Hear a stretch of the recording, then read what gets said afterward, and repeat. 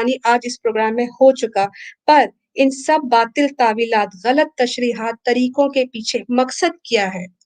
کیوں کس کے کہنے پر یہ قرآن اور اسلام کے ساتھ کھلواڑ کیا جا رہا ہے؟ اسی کے لیے ہم دعوت دیں گے، گزارش کریں گے بلال بھائی سے، بلال خان بھائی سے، کہ یہ کیا چکر ہے؟ اتنی کھلی غلط باطل تعویلات کر کے آغا خان کو ملے گا کیوں؟ کیا ملے گا ان کو یہ سب کچھ کر کے؟ السلام علیکم بلال بھائی۔ وعلیکم السلام رحمۃ اللہ وبرکاتہ۔ بہن، آپ کا سوال بہت ہی مختصر مگر بہت ہی گہرا ہے اور غور طلب ہے۔ میں اللہ سبحانہ تعالیٰ سے دعا گو ہوں کہ مجھے اس کا جواب جامع انداز میں دینے کی توفیق عطا فرمائے۔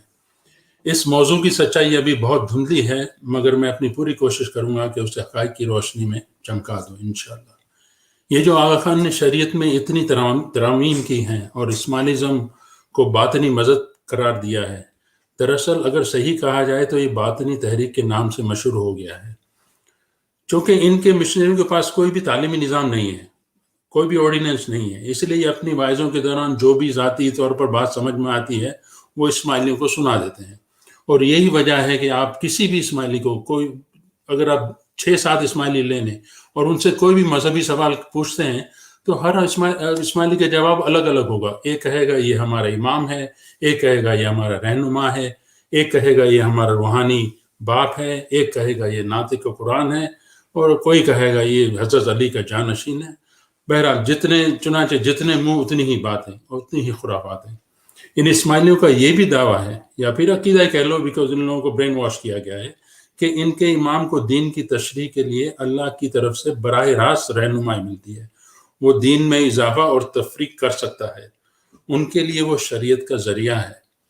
یہ ایک طرح سے اسے نبی کا درجہ دیتے ہیں۔ استغفر اللہ۔ دیکھیں بہن، اس ساری حقیقت اور اس ساری باطنیت کے پیچھے ایک خفیہ تحریک ہے۔ یہ ایک سوچی سمجھی تحریک ہے جس کا مقصد صرف اور صرف اسلام کی جڑوں کو کھوکھلا کرنا ہے۔ ایک عام مسلمان کے ذہن میں یہی بات آتی ہے کہ ان کے موجودہ امام یعنی کریم آغا خان ہی باطنی تحریک کے بانی ہیں، جبکہ یہ ایک بہت بڑی غلط فہمی ہے۔ حقیقتاً اس تمام باطنیت کا بانی ایک یہودی ابن سبا تھا، تاریخ اس کی گواہ ہے، جس نے خیبر میں یہودیوں کی ذلت کا بدلہ کچھ یوں لیا کہ اس نے یہ بات پھیلانا شروع کر دی کہ اس کے دل میں حضرت علی نے رضی اللہ عنہ نے کشف کیا کہ صحیح میں وہی اللہ ہے، علی اللہ ہے۔ استغفر اللہ، مجھے تو کہتے ہوئے بھی کچھ ہو رہا ہے۔ اور اس فتنے کو پھیلانے میں اتنا راسخ اور پختہ ہو گیا کہ اس نے اپنی اور اپنے سمیت 70 ساتھیوں کی جان بھی گنوا دی، اور جاتے جاتے اپنے پیچھے ایک ایسا ناقابل اصلاح فتنہ چھوڑ گیا کہ امت مسلمہ کو اس کا خمیازہ آج بھی بھگتنا پڑ رہا ہے۔ یہی باطنیت ابن سبا سے ہوتے ہوئے الموت کے قلعے تک آئی، جہاں قائم القیامہ یعنی قیامت کو قائم کیا گیا۔ اسی باطنیت کے نام پہ شریعت کے تمام اصولوں کو پاش کر دیا گیا، اور اسی باطنیت نے آج کے دور میں آغا خان کی سربراہی میں آغا خانیت کی شکل اختیار کر لی ہے۔ دیکھو بہن، یہ میری اس لمبی تہمید کا مقصد یہی تھا کہ میں آپ کو تاریخ میں لکھی اس سچائی سے آگاہ کرتا چلوں۔ ایک تاریخی وہ پختہ سچائی ہے جو قلم بند ہو چکی ہے اور جسے کوئی بھی نہیں بدل سکتا۔ اور اب میں آتا ہوں آپ کے سوال کی جانب۔ یہ جو لائے عمل ابن سبا کا تھا، وہی یعنی کہ ایجنڈا لائے عمل ان اسماعیلیوں کے موجودہ امام نے اپنے ذمے لے لیا ہے، یعنی اسلام کو باطنیت، لبرلزم اور پلورلزم کے نام پر زیادہ سے زیادہ نقصان پہنچانا۔ لیکن اب آئیے اس بات کی جانب کہ اسلام کو نقصان پہنچانے کے ساتھ ساتھ آغا خان کو کیا کیا فائدے ہیں۔ دیکھو بہن، ہر چالاک منصوبہ بندی کے پیچھے ایک مکروہ سچائی ضرور چھپی ہوتی ہے، اور یہاں سچ یہی ہے کہ آغا خان کو بہت سارے فوائد ہیں۔ نمبر 1 وہ یہ کہ ایک کثیر تعداد میں اسماعیلیوں کا خدا بن بیٹھا ہے، اور وہ انہیں جس طرح چاہے، جیسے چاہے، جب چاہے استعمال کرتا رہتا ہے۔ نمبر 2 ان کے مال پر انہیں ایسے حق جتاتا ہے جیسے وہ ان کا خدا داد بادشاہ ہو، اور یہ بیچارے معصوم بھولے بھالے اسماعیلی اپنے امام کی بات سن کر حضرت علی کے نام پر اپنی جان، اپنے مال، اپنے احساسات اور جذبات اس پر نچھاور کرتے رہتے ہیں، بنا یہ سوچے سمجھے کہ اس کا شجرہ نسب حضرت علی سے ملتا بھی ہے یا نہیں۔ ورنہ آپ سوچو یہ کس طرح ممکن ہے کہ دو عرب مسلمانوں کے بالعموم اجماع کو چھوڑتے ہوئے ایک ایسے انسان کی پیروی کرنا جس کا نہ تو کوئی بھی عمل حضرت علی سے ملتا جلتا ہے اور نہ ہی کوئی بھی ان کے کردار میں کوئی ایسی بات نظر آتی ہے۔ نمبر 3، شہرت۔ آپ جانتے ہیں کہ یہ شہرت ایک ایسا نشہ ہے جو آپ اکثر بد کردار سیاستدانوں میں پائیں گے۔ تو آغا خان کو یہ سب کرنے کے بعد غیر مسلموں کی دوستی یاری بھی مل جاتی ہے اور شہرت بھی، کیونکہ آپ دیکھیں کہ جو اسلام کا دشمن ہے نا وہ کافروں کا دوست ہے، اور یہ بات برطانوی حکومت اچھی طرح جانتی تھی کہ جو آغا خان کی نسل ہے وہ اپنے تاریخی دور میں کیا کیا گل کھلایا کرتی تھی، کیونکہ ان کی تاریخ میں ان کے سامنے تھی۔ اور جیسا کہ ہم جانتے ہیں کہ اساسنز ہو یا پھر ابن سبا ہو یا پھر بد کردار حسن بن سبا ہو، سب وہی ہیں۔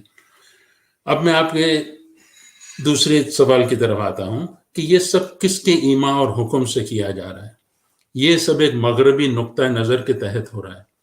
جب برطانویوں نے پاکستان کی آزادی کے وقت مرزا غلام قادیانی اور آغا خان کو ایک عیارانہ منصوبے کے تحت پاکستان میں داخل کروایا تھا، حالانکہ وہ تو خود اس خطے سے نکل رہے تھے، مگر یہ ان کا بڑا سیکرٹ منصوبہ تھا، اور اپنے پیچھے ان کے یہ کارندے مسلمانوں کے بیچوں بیچ نصب کر دیے، اور ان میں سے ایک تو اپنی بے وقوفی کی وجہ سے بے نقاب ہو گیا۔ میرا اشارہ مرزا قادیانی کی طرف ہے، کیونکہ ان کی سوچ آغا خان کی طرح شاطرانہ نہیں تھی۔ اس نے اپنے سب عقائد کھول کر کتابوں میں لکھ دیے، اور اسی وجہ سے وہ بے نقاب ہوا اور پاکستان کے آئین نے انہیں کافر قرار دے دیا۔ لیکن اس آغا خان کی تحریک نے عام عوام سے اپنے عقیدوں کی کتابوں کو اب تک پوشیدہ رکھا ہے، کیونکہ وہ غلام احمد قادیانی کی قادیانی کی غلطیوں سے سیکھ چکا تھا۔ اور یہی وجہ ہے کہ ہمیں اسماعیلیوں کی کوئی بھی مذہبی عقائد کی کتاب کہیں بھی کھلے عام دستیاب نہیں۔ اور یہاں میں آپ کو ایک اپنا نظریہ بانٹتا چلوں کہ آغا خان اپنے مریدوں کو مرکزی اسلام یعنی شیعہ اور سنی سے کیوں الگ رکھنا چاہتا ہے؟ کیونکہ اگر وہ ان کے قریب آ گئے تو آغا خان کی پول کھل جائے گی، اور اسی وجہ سے ہر مذہبی ارکان کو ہر اسلامی ارکان سے الگ رکھا، یعنی نماز کی جگہ اپنی شرک سے بھری دعا، وضو ختم، اذان ختم، حج ختم، روزے کی جگہ باطنی روزے کا تصور اور معرفت کا پرچار وغیرہ۔